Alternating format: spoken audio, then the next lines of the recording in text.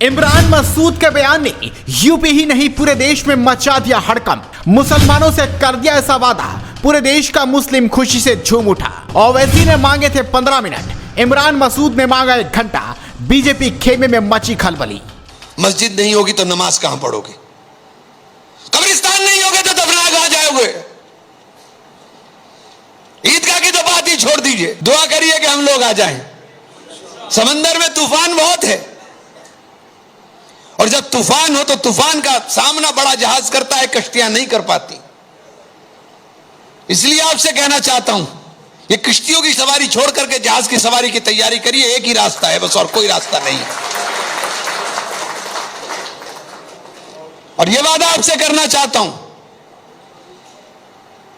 कि जिस दिन आ जाएंगे उस दिन घंटे भर के अंदर इसका इलाज भी करना जानते हैं। 3 बजे तक पार्लियामेंट चल रही थी, लेकिन आप में से 90% लोग सो रहे थे। आपके ऊपर बुलडोजर चल रहा था और आपको नींद कैसे आ रही थी मुझे समझ में नहीं आता। आज ये नैरेटिव पूरे माशरे के अंदर बनाया जा रहा है कि वक्फ बोर्ड तो चोर था, वक्फ बोर्ड ने तो कुछ नहीं किया, हमारा तो भला नहीं किया, हम क्यों लड़े इसके लिए। अरे क्या नैरेटिव बन रहा है? हम क्यों लड़े इसके लिए? हम क्यों जाएं इसके अंदर हिस्सेदारी करने के लिए? हमको क्या फायदा होना है इसके अंदर? ये नैरेटिव बीजेपी बनाने का काम कर रही है। बीजेपी इसलिए नैरेटिव बनाना चाहती है कि उसके जायदादों के ऊपर हमारी नजर है। और कमाल इस बात का है कि पहले ही जायदाद 8 लाख एकड़ हुई, और 8 लाख एकड़ के बाद ये हमारी जेपीसी के अंदर ही 9,44,000 होगी। मैंने चलो कहीं से भूली बिसरी आ गई होगी, लेकिन कमाल हो गया जब पार्लियामेंट के अंदर देश के गृह मंत्री ने भाषण दिया कि 39 लाख करोड़, 39 लाख एकड़, 39 लाख एकड़ लैंड बता दी, और कहा कि 21 लाख एकड़ लैंड। और मैंने सवाल किया था, मेरी सवाल का जवाब नहीं आया, चूंकि मेरा सवाल तार्किक था। मैंने कहा कि सरकार यह बता दे कि आज की सरकार झूठ बोल रही है कि आप ही की जो सरकार 2021 में थी वो झूठ बोल रही है। कोई ना कोई एक तो झूठ बोल रहा। 2021 में आपने एफिडेविट दिया, सुप्रीम कोर्ट के अंदर एफिडेविट देकर कहा हमने 99% प्रॉपर्टीज का डिजिटलाइजेशन करा लिया है, और जब जेपीसी में आए तो तब मुकर गए कि नहीं कराया है। किरण रिजिजू साहब ने पार्लियामेंट में कहा कि ये 4.5 लाख जायदादें अचानक 8 लाख जायदाद के अंदर तब्दील हो गई।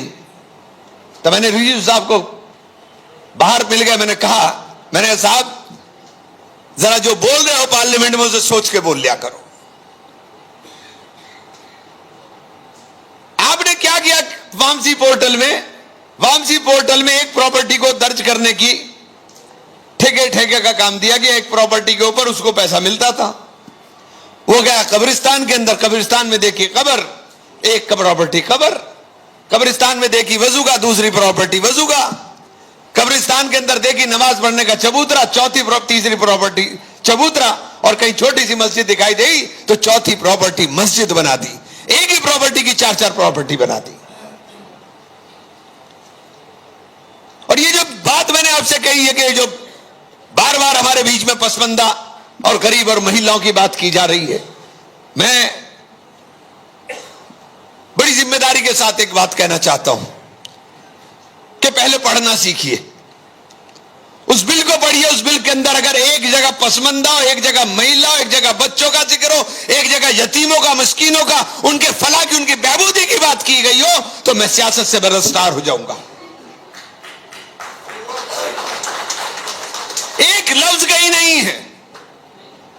मैंने पार्लियामेंट में कहा कि जब प्रधानमंत्री कहते थे कि मुसलमान के हाथ में, एक हाथ में कुरान और एक हाथ के अंदर कंप्यूटर हो, तो हमारा भी सीना फख्र से चौड़ा हुआ था कि देश के प्रधानमंत्री के दिल में यह ख्याल आया है। लेकिन मदरसे पर बुलडोजर चलेगा और बच्चों की स्कॉलरशिप के ऊपर चाकू चलेगा। ना बच्चों को कंप्यूटर देना चाहते हो, ना बच्चों को मदरसों के अंदर पढ़ने देना चाहते हो। उत्तर प्रदेश के अंदर 2016 से मदरसों के रजिस्ट्रेशन पर रोक है, और जो रजिस्टर्ड नहीं है वो अवैध है। और लगातार मध्य प्रदेश, उत्तर प्रदेश और उत्तराखंड के अंदर मदरसों को तोड़ा जा रहा है।